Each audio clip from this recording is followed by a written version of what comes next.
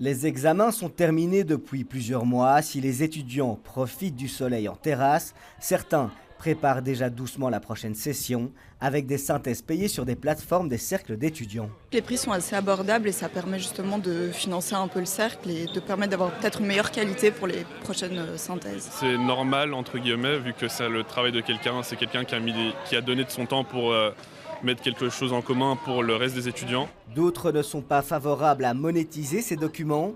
C'est le cas de cette étudiante.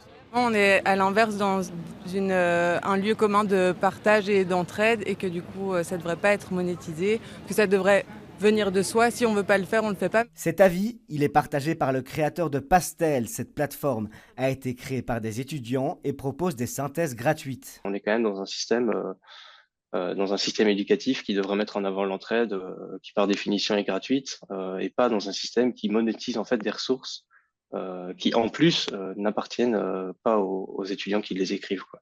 Sur les plateformes des cercles, les prix oscillent entre 6 € et 3,50 €. La réponse aux critiques est sans équivoque. Les synthèses en ligne sont gratuites en grande majorité. La monétisation concerne les documents imprimés. On n'est pas du tout dans cet état d'esprit-là et ça n'a pas de prise sur le réel. On est dans une démarche d'aide.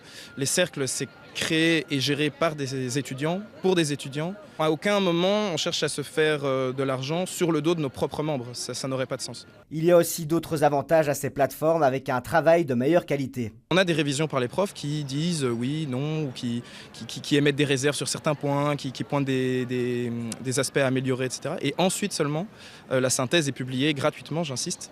De son côté, l'ULB est favorable à la démarche des cercles étudiants tant que l'entraide reste bien présente sur l'ensemble des campus.